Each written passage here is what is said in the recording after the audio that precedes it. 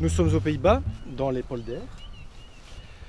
L'objectif du jour, c'est une confrontation entre deux techniques, et j'insiste bien entre deux techniques et pas entre deux pêcheurs.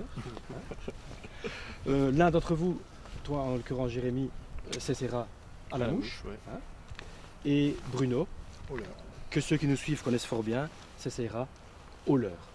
Et nous verrons à l'issue de nos quelques heures de pêche, laquelle des deux techniques aura été la plus payante pour essayer de capturer l'un ou l'autre brochet, puisque bien entendu, le poisson que nous visons lors de cette partie, c'est le brochet. Nous aurons 3 séances de 3 heures de pêche. Okay. Les poissons seront mesurés. Le temps de pêche sera réglementé pour chacun des pêcheurs, de manière à ce que ce soit équitable. Et nous aurons l'occasion de voir laquelle des techniques sera la plus rentable. Bruno, comment tu le sens? Pour l'instant, je le sens bien, on n'a pas démarré. non, ça me paraît pas mal. Maintenant, me dire que le leurre tout de suite sera supérieur, j'en suis pas sûr, parce que dans ce type de plan d'eau, poser une mouche avec discrétion, ça va s'avérer. C'est parfois payant. Plus payant peut-être, voilà. Surtout que là, on voit qu'il fait très froid, c'est un peu glacé, donc voilà, on va essayer de faire ce qu'on peut. Jérémy, et toi de ton côté? Bon, comme dit Bruno, on va faire ce qu'on peut et on va voir déjà si on peut toucher l'un ou l'autre poisson histoire de se mettre en confiance directement parce que c'est pas facile. Maintenant, Bruno est au leurre, une vitesse de prospection pas négligeable, etc. pour trouver des poissons actifs. Ouais. C'est déjà peut-être pour moi un petit avantage. La mouche. Sa discrétion, Bruno en a parlé. Oui, voilà. Mais la mouche est discrète. Les effets planants des mouches. Puis c'est facile à aspirer, je trouve. Effectivement. C'est beaucoup plus facile à aspirer qu'un leurre. On verra, de toute façon, les deux techniques marchent très bien ici. Voilà, et on a tout vu en fait. On a vu quelquefois que le leurre l'emportait, quelquefois que la mouche l'emportait. Ça dépend évidemment d'un tas de conditions. Bien sûr. Voilà.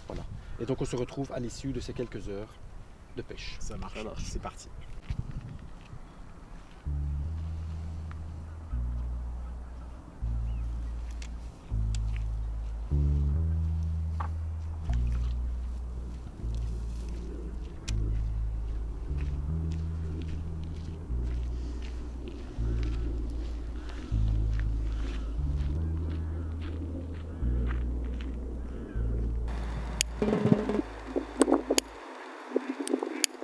On a un peu le petit bout, que ça fasse un petit champignon. Quand on serre, ça ne coulisse pas. Ça ne coulisse déjà pas en temps normal, mais vaut mieux brûler. C'est dommage de perdre un poisson. Et voilà. Voilà les tout fiches.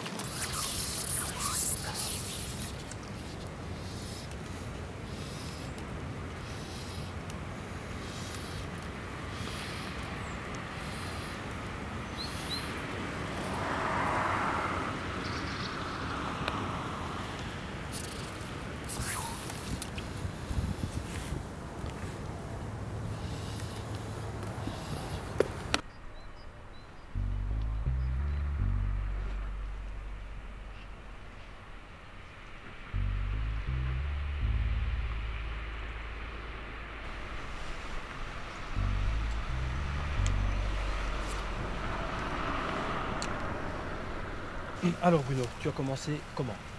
J'ai commencé, comme je ne connais pas du tout la zone, j'ai commencé en buzzing.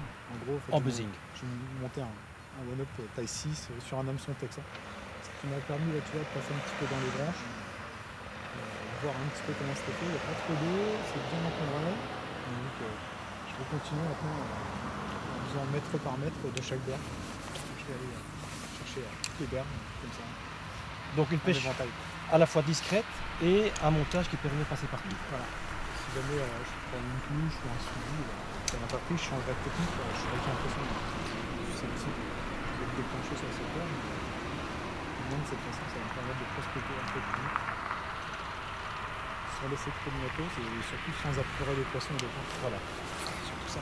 D'abord la technique la plus douce. Voilà. J'ai évité les grosses vibrations, les quand il y a etc. Beaucoup d'eau, éviter aussi les gros impacts de l'heure.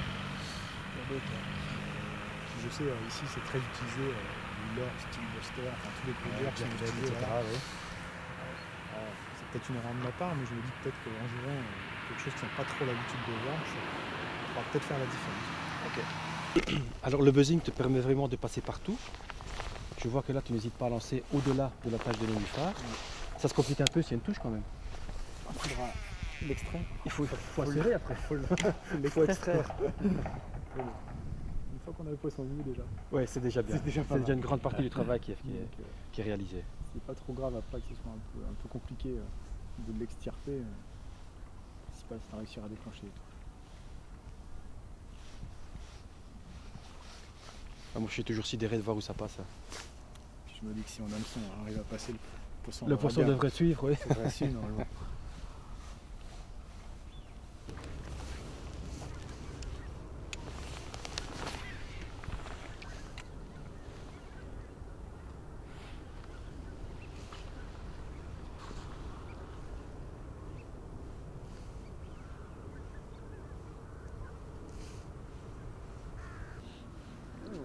On voit pas grand chose quand même.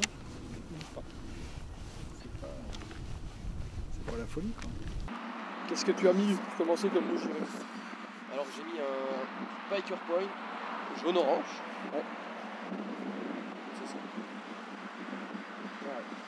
Flash holographique dedans. Voilà, ça donne un peu de longueur. Facile à lancer et ça nage vraiment pas mal et c'est léger donc les poissons les engament assez bien. D'accord. Et pourquoi jaune-orange? Parce qu'aujourd'hui il fait un peu plus couvert, il fait un peu plus sombre. Ouais. Et moi j'aime bien utiliser des couleurs un peu jaune-orange quand il fait couvert, nuageux comme ça. Ça marche pas mal. Puis moi je commence direct avec une couleur assez flash. Et si si j'ai pas de résultat, on changera vers des coloris naturels, même après d'autres couleurs.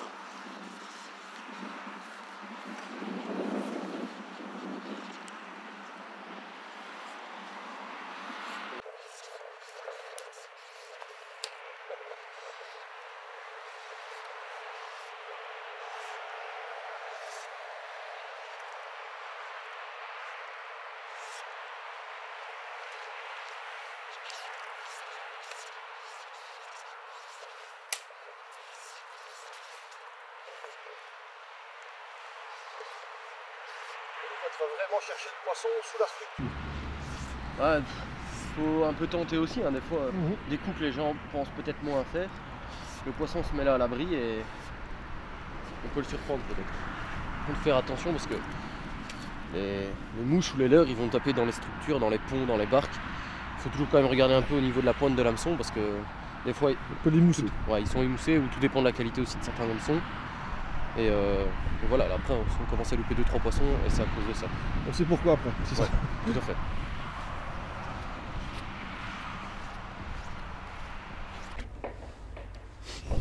Alors Jérémy, tu as déjà fait bouger un poisson? Malheureusement, je fais bouger un poisson. À vue, je le vois s'approcher de ma mouche très lentement. Oui. Et je lui ai mis un bon ferrage comme il se doit, mais lui il m'a coupé mon 80 centièmes comme il se doit. C'est vrai? Oui, Ouais. donc, oh là là. C'était un poisson. C'était un beau poisson alors. Au-dessus de 80. Je le voyais très bien, il suivait ma mouche depuis 10 secondes. Et bon, on a essayé de mettre le ferrage comme il faut, mais. Ah, il était un peu trop appuyé le ferrage. Peut-être, mais il m'a coupé assez haut dans le fluoro, donc pourtant le fluoro était neuf. Ah oui, ça c'est pas de chance. Donc voilà, pas de bol, un poisson au-dessus de 80 cm. Il y en aura un autre. J'espère qu'il y aura un autre.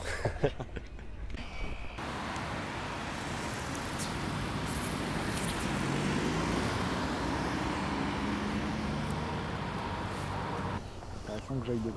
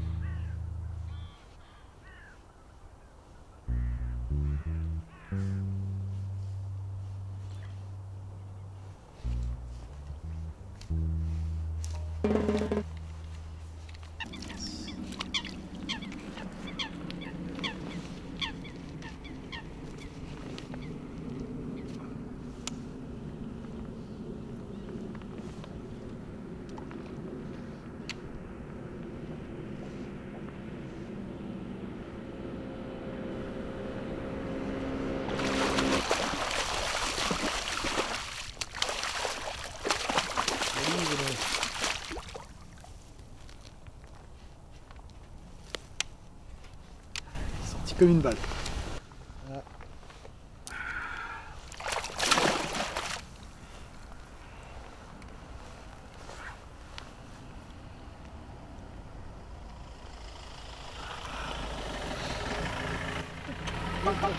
La chasse. Magnifique.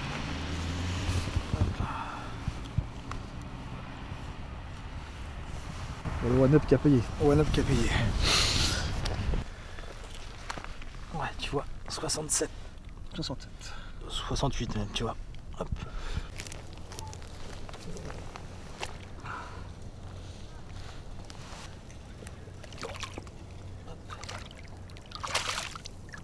Allez.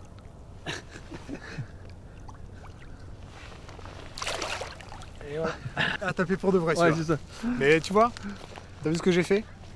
J'ai remis de la tracte en plus, quoi. Ouais. Allez. Pas parier à 400% que c'est ça, mais je pense que ça y fait, quoi.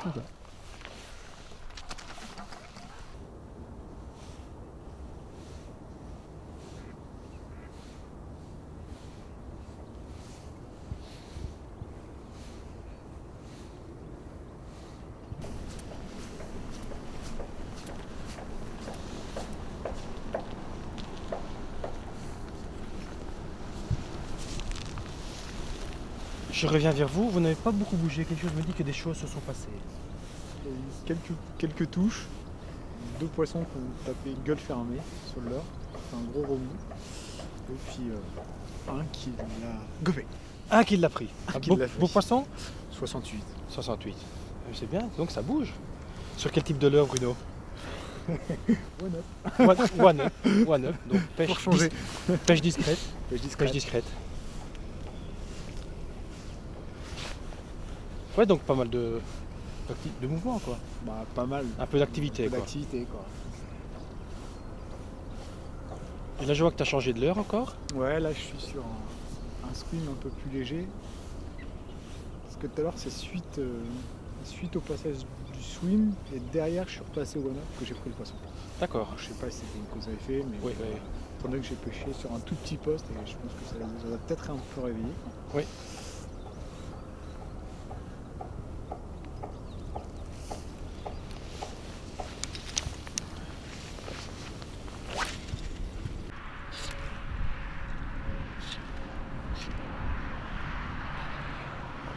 Vraiment faire attention quand le streamer vient au bord parce que très souvent c'est comme ça qu'on se prend aussi des touches. Le brochet suit et au dernier moment quand on enlève le streamer, il vient le chercher. Donc, c'est vraiment quand il pense que la mouche va lui chapter. Voilà, c'est un peu ça. Mais là ici l'eau est très claire donc je vois s'il y a un poisson qui est derrière. Mais dans les eaux un peu plus teintées, vraiment le faire revenir contre la berge, c'est pas rare qu'à 20 cm du bord, le poisson vienne me chercher. Quoi. Ça demande... il faut le faire à chaque fois et c'est toujours quand on n'y pense plus que ça nous prouve qu'on avait tort de ne pas le faire parce qu'il y a une attaque.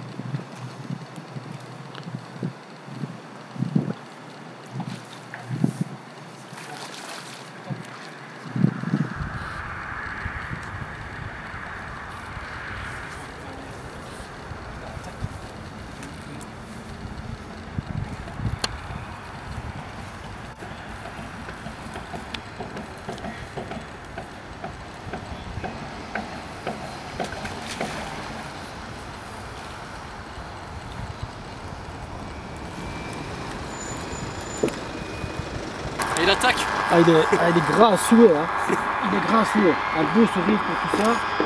Et on va le mesurer évidemment. Hein. Ça c'est 85 90. Alors je vous annonce que de l'autre côté ils ont quand même mis la barre haut. Jérémy nous a fait un poisson à l'instant de 93 cm. Ah, bravo. Un poisson massif. On a vu 2 chasses sur ce secteur. Et la deuxième chasse a été la bonne, mais il a fallu qu'il insiste beaucoup. Il a vraiment fallu qu'il insiste beaucoup pour que le poisson vienne sur la mouche.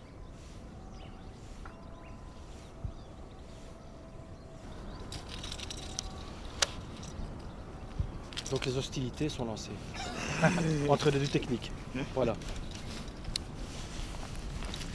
Après, nous on a vu zéro. Pas de chasse. Zéro chasse. Pas de chasse, non. Zéro chasse, pas d'activité de blanc non plus. Hein. Je pense que les poissons qu'on a fait bouger, c'est des poissons qui étaient à poste, c'est tout. Quoi. Oui, qui n'étaient pas vraiment en activité peut-être. Pas des poissons en activité alimentaire. Ouais. Ce que je disais, j'étais en train de chercher tout à l'heure. Voir si on voyait un peu de blanc et pas du tout de blanc sur la zone.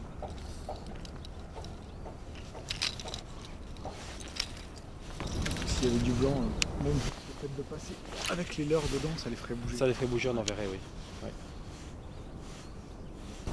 S'il n'y a pas de blanc, il y a moins de chances qu'il y ait de carnat. À cette saison, effectivement, particulièrement. Donc Jérémy, là tu as remis une couleur donc, naturelle, comme tu disais. Oui. Donc plutôt sur de la couleur de la perche avec des lignes noires dedans. C'est similaire à la perche, sauf que c'est plutôt teint de gardon. Il n'y a pas de ligne sur celle-là. Il y a quand même une petite gorge orange. Il y a un petit appel, un peu comme sur les leurres. Hein. Il faut monter les mouches aussi en s'inspirant des leurres qu'il y a sur le marché, mais certains bons coloris. Faire des couleurs flash aussi, comme dans certains Buster Jet. Mais là c'est vraiment un coloris plus naturel, blanc olive, noir, bucktail un peu couleur tan. Un mix un peu de tout ça. Quand on mixe plusieurs couleurs, bah voilà, on a plutôt des mouches qui se marient, qui font moins de contraste en fait dans l'eau. Qui sont peut-être un peu plus naturelles et on rajoute toujours un petit peu de flash dans tout ça. Ouais. Et ça donne des mouches assez sympathiques. Dans les zones où ça peut-être un peu plus pêché, des fois ça fait un réel plus quoi, pêcher avec une imitation plus naturelle. Là, on est trop près des roseaux, on va dans les roseaux. On verra bien, on va changer un peu tout à l'heure. C'est sûr il faut changer quelques fois de mouche. Du moins on a essayé plusieurs dans les premières heures de pêche pour essayer peut-être de trouver un coloris qui fonctionne un petit peu mieux. Plutôt que de changer en fin de partie de pêche le coloris non-stop et de se rendre compte qu'en fait c'était une couleur qui marchait si on avait essayé directement le matin. On va peut-être prendre un peu plus de processus.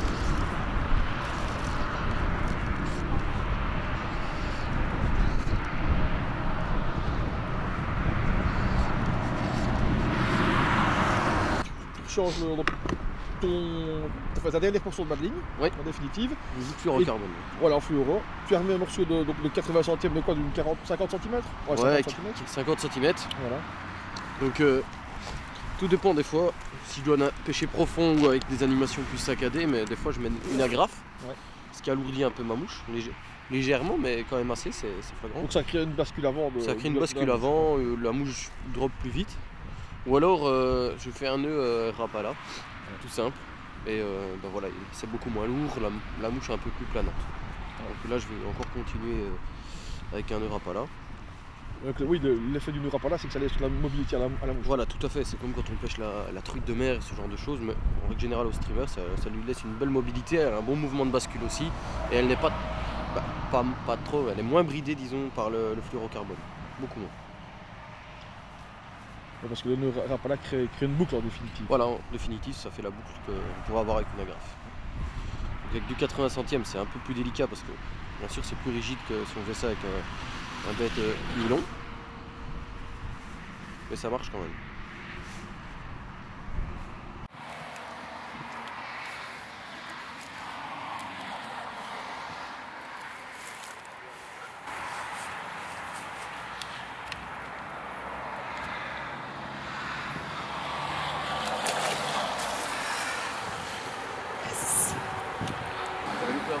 Non, je suis passé au leurre dur avant, il s'est rien passé.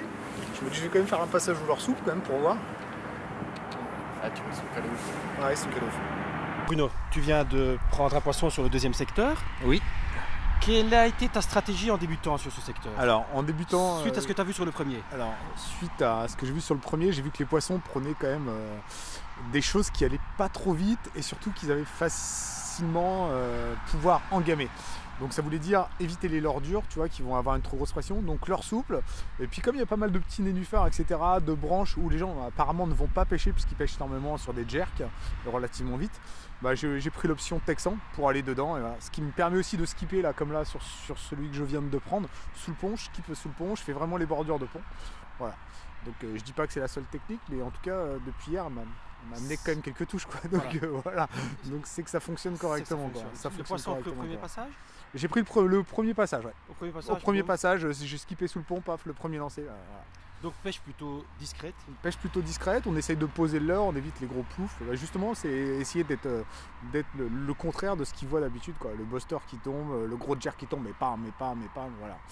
Couleur plutôt neutre, j'ai vu. Couleur naturelle, parce que j'ai remarqué hier sur les quelques poissons qu'on a pu voir qui s'alimentaient sur des gardons, voire des rotangles. Donc j'ai choisi un dos vert, un petit dos vert, voilà, tout simplement. Plutôt foncé, quoi. Neutre foncé. Neutre foncé, voilà.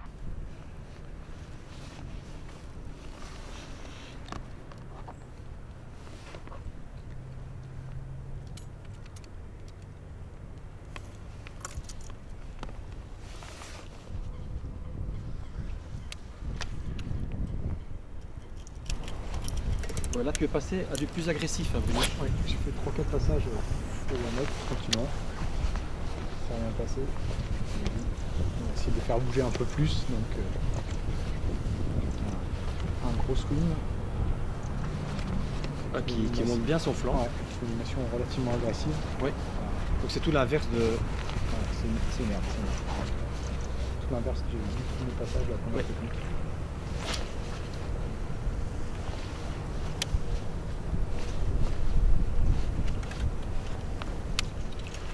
Et ça, c'est une stratégie vraiment que tu adoptes chaque fois? Oui, toujours dans ce genre de milieu pour la pêche du brochet. Voilà. Je pars toujours du principe, ils sont en alimentation, donc quelque chose de discret et ressemblant à la nourriture, ils vont être plus à même de le prendre. Oui. Et s'il se passe rien derrière, on les agresse un peu. Là, on les agresse. Pour les déclencher. D'abord du soft et puis on agresse.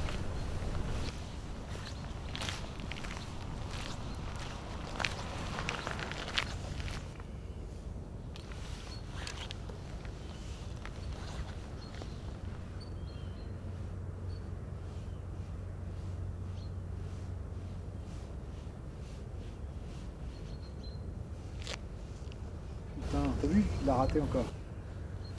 Et tu vois, il gueule. Tu l'as. Oh putain! Oh le machin! Putain! Posé sur le fond. Putain de fiche, Bruno! C'est gros celui-là. Putain de poutre! Ah ouais, toi.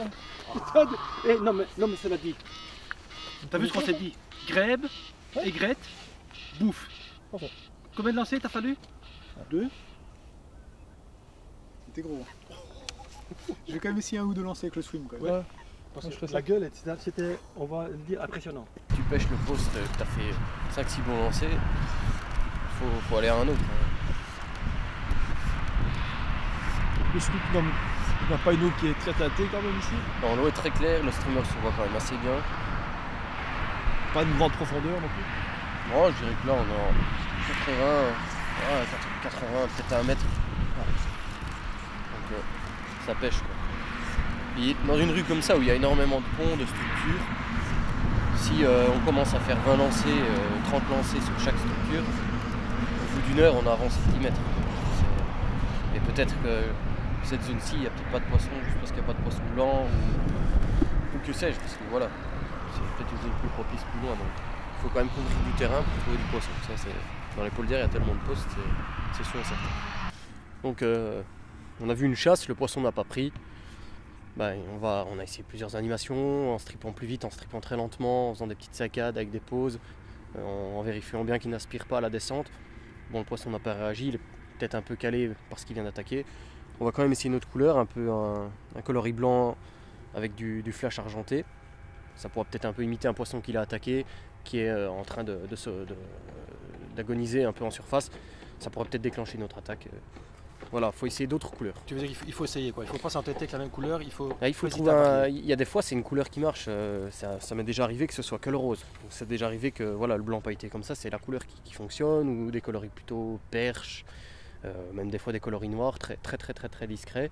Mais voilà, il faut un peu essayer plusieurs couleurs parce que faut essayer de ne pas passer à côté de la pêche non plus, quoi. Surtout s'il n'y a que quelques poissons à faire aujourd'hui, ben, Ouais. et voilà, il ne faut pas passer à côté. On a vu plusieurs chasses. On a eu plusieurs chasses, j'ai eu une touche au Une leurre touche dur, au leurre dur. pas piqué, donc je vais changer. Là, tu Mais- vas mettre quelque chose un peu hybride en fait. Ouais, un leurre souple, très plombé, mais surtout qui pousse énormément d'eau. Voilà. De façon à essayer d'être détecté le premier, quoi, voilà, tout simplement. Donc, mi-agressif, on va dire, finalement. Ouais, relativement Entre agressif. les deux. Même si c'est un souple, ça va être relativement agressif parce que ça va pousser beaucoup d'eau, quoi. Et qu'est-ce que tu nous mets comme modèle là? Un McDraft. Un McDraft. Mais de nouveau, on remarque qu'il faut chercher le poisson blanc.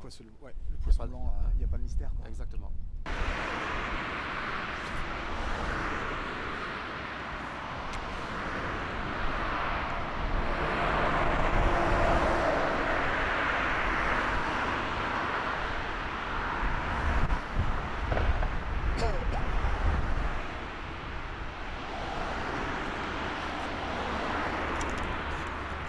Si on allait faire une conclusion dans ce champ-là.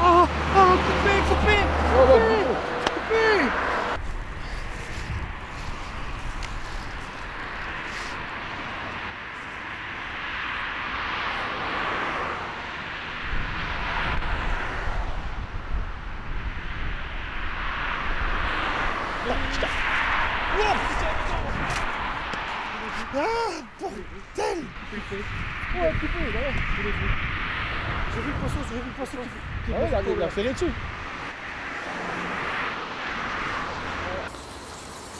Tu fais des brochets comme ça? Non, ça m'est pas encore. Oh. Ouais, je l'ai vu. Putain, faut que j'ai mis ça encore.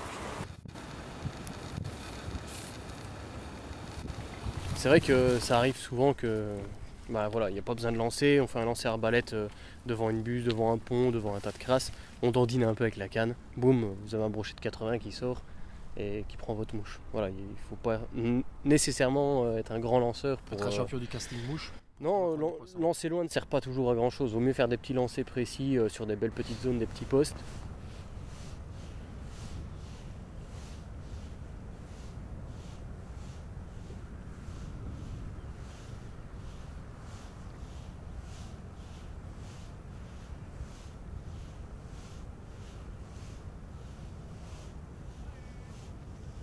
On aura beaucoup plus de touches comme ça que de faire des grands lancers de 25 mètres dans les polders.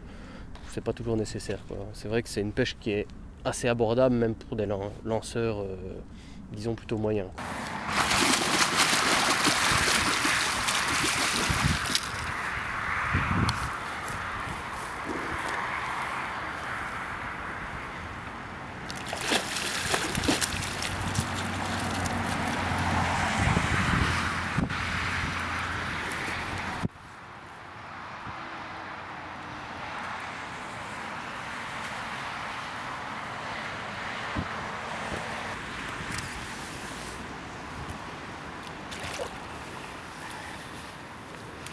Alors ça, c'est de la vraie confrontation entre deux techniques.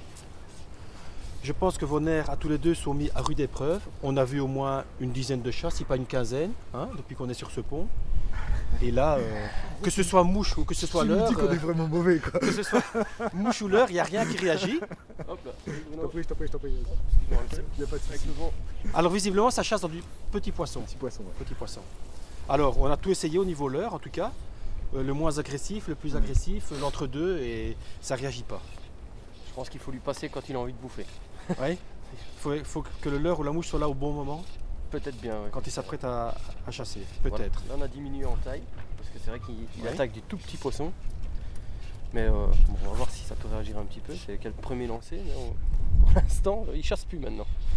Soit il a peut-être trop mangé, j'en sais rien. Mais c'est Comme vrai quoi- que là comme nos quoi- nerfs sont un peu à rude épreuve. Voilà. Comme quoi il ne suffit pas de voir des Ah chasses. bah chasse. Non. Ce serait trop simple. Session de pêche plutôt difficile. Plutôt ouais. Voilà. La nuit est en train de tomber, on a On pêché peut- jusqu'au bout pour essayer d'avoir des touches. Peu de poissons au total, Donc, ouais. 3 poissons si je compte bien. Ouais. 3 poissons. Dans ces conditions-là, il est difficile de dire si une technique a été supérieure à l'autre. Alors il y en a qui vont se dire on va se référer au nombre de touches pour voir quelle est la technique. Et je crois que finalement vous avez chacun eu des touches aujourd'hui, Ouais. Bah, pour ma part, peu de concrétisation. pour ma part, 4 touches, un poisson sorti de l'eau, une décroche et 2 coupes. Et deux coupes. Et 2 coupes. Et deux coupes. Et de ton côté, 3 touches, un poisson sorti. 3 touches Et un poisson et sorti. un poisson sorti. Donc effectivement c'était relativement difficile. Hein. Très difficile. Au niveau des leurres, il y a quand même quelque chose à dire. Bah, en tout cas, moi, ce qui me concerne, j'ai essayé un peu de hardbait, enfin j'ai essayé des leurres plutôt agressifs. Ça n'a pas du tout fonctionné. J'ai eu une poussée ce midi, mais c'est tout. Ce qui a vraiment fonctionné, c'était les montages texans. Là, en l'occurrence, je pêchais One Up 6 pouces, très lentement, sans plombage du tout. Vraiment du petit cranking, faire du petit buzzing sur les hauts fonds et sur les herbes. C'est vraiment ce qu'a payé. Même des zones où je suis passé avec des jerks, des swims, ça n'a pas marché. Et derrière, comme là encore, on passe le One Up, monter un texan, et il le prend, quoi. Et là il le prend. Et il le coupe. Et de ton côté au niveau des animations, Jérémy? C'était plutôt des animations assez lentes aussi. Très lent. Très lentes, des streams qui planaient assez bien. Parce que les animations agressives, c'était souvent le peu d'animations agressives où j'ai eu du résultat, c'était une tape à côté de la mouche. Et sans suite. Il y a un autre enseignement, je pense, c'est si on voit des grèbes en train de se nourrir ou des hérons, etc., il faut foncer sur ces zones-là. L'enseignement de la nature, c'est d'avoir le premier lieu à viser. En l'occurrence, comme tu dis, dès qu'on voit des grèbes ou des aigrettes en train de pêcher, c'est qu'il y a du fourrage et à coup sûr, c'est pas fortement, c'est à coup sûr, il y a les brochets qui sont derrière le garde-manger. Alors quand vous avez des étendues d'eau comme ça et que vous devez un peu chercher, il faut vraiment chercher les bons vraiment postes. chercher, parce que là vous pouvez passer des années à pêcher ce qu'il y a en eau. Donc je pense que le plus pragmatique, c'est dès que vous voyez des grèbes, des aigrettes, hop, on fonce dessus et on y va, quoi. Ouais, il faut pêcher, trouver le poisson blanc impérativement. Alors, trouver le poisson blanc, ça suffit pas quand même, parce que Ça suffit quand même, il y a un autre enseignement aujourd'hui, mais ça on le sait, c'est pas parce qu'il y a des chasses que nécessairement la touche va venir automatiquement. On l'a vu aujourd'hui. Il y a un endroit où il y avait des chasses sans discontinuer. Je pense qu'il y avait 10-20 poissons peut-être qui chassaient ensemble. Rien à faire. On n'a pas été capable d'en déclencher un en passant différentes mouches, différents leurres. Enfin, voilà. Différentes animations, différentes couleurs, à différentes profondeurs. Eh bien, ça reste le mystère de la pêche malgré tout. Ça reste de la pêche. Ça reste de la pêche avec ses mystères. Part de mystère. Voilà. Bien, moi, il me reste à vous remercier pour ce beau moment de pêche. te remercie Et aussi. cette petite Merci confrontation beaucoup. entre deux techniques. Et j'espère vous retrouver bientôt pour Avec plaisir. un nouveau moment de pêche de ce genre. Voilà. Voilà. Merci à vous deux. Merci. Merci Bruno.